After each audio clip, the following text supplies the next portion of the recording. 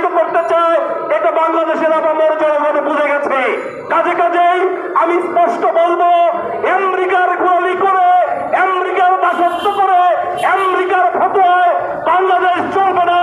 বাংলাদেশ চলবে, আগামীর বাংলাদেশ বিনির্মাণ হবে বাংলাদেশের জনগণের মতামতের ভিত্তিতে। কাজেই রাজনীতিবিদদের মধ্যে, রাজনৈতিক দলের মধ্যে, জুলাই গণঅভ্যুত্থানের পক্ষের শক্তির মধ্যে বিভাজনের রাজনীতি আমরা দেখতে চাই না। আমরা দেখতে চাই একটি ফেয়ার নির্বাচন, যে নির্বাচনে আমার ভোট আমি দিব, যাকে খুশি তাকে দিব, একটি নির্বাচিত সরকার বাংলাদেশের ষড়যন্ত্রের বিরুদ্ধে মোকাবেলা করতে পারে। আমরা শুনতে পাচ্ছি, আমাদের কাছে তথ্য প্রমাণ আছে, বাংলাদেশের স্বাধীনতা এবং সার্বভৌমত্ব নিয়ে ষড়যন্ত্র করছে।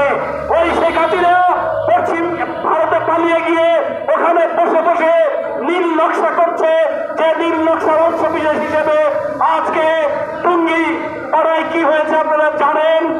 কাজেই আমি যে কথাটি বলতে চাই সেটি হল, অনুজনের স্বাধীনতার ঘোষকের চরিত্র হরণ আমরা মেনে নিব না, তার স্পষ্ট প্রতিবাদ জানাচ্ছি। দেশনায়ক তারেক রহমানের বিরুদ্ধে যে মিছিল উঠেছে, যে স্লোগান দিয়েছে, তার তীব্র নিন্দা জানাচ্ছি। আজকে কোন ব্যর্থতা যদি থাকে তাহলে ইন্টিরিম গভর্নমেন্টের ব্যর্থতা। ইন্টিরিম গভর্নমেন্টের বিরুদ্ধে স্লোগান না উঠায় বিএনপির বিরুদ্ধে স্লোগান ওঠার কারণে আজকে আমরা স্পষ্টভাবে বুঝতে পারছি, এই যে খেলায় মেতেছেন অন্তর্বর্তীকালীন সরকার, আপনারা এই খেলা বন্ধ করুন। অচিরেই এই খেলা বন্ধ না করলে বাংলাদেশ অকার্যকর একটি রাষ্ট্রে পরিণত হবে, যে রাষ্ট্রে ষড়যন্ত্র আমরা দেখতে পাচ্ছি। আমরা জানতে চাই, 1 বছর কেন সেন্ট মার্টিন দ্বীপ বন্ধ করে রাখা হয়েছে? কেন আজকে চট্টগ্রাম বন্দর আমেরিকার একটি কোম্পানির হাতে তুলে দেওয়ার ষড়যন্ত্র হচ্ছে? আমরা স্পষ্টভাবে প্রশ্ন তুলতে চাই। আগামীকাল একটি রাজনৈতিক দলের সমাবেশ আছে, সেই সমাবেশে সরকার কেন বরাদ্দ দিয়েছে?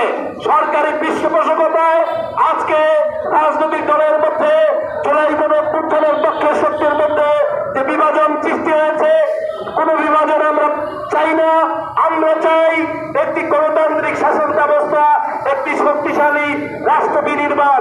এই শক্তিশালী রাষ্ট্র বিনির্মাণের জন্য ভোট এবং ভাতের অধিকার প্রতিষ্ঠা করার জন্য জাতীয়তাবাদী লেখক পরিষদ আজকে লেখক ফোরাম দাঁড়িয়েছে। আজকে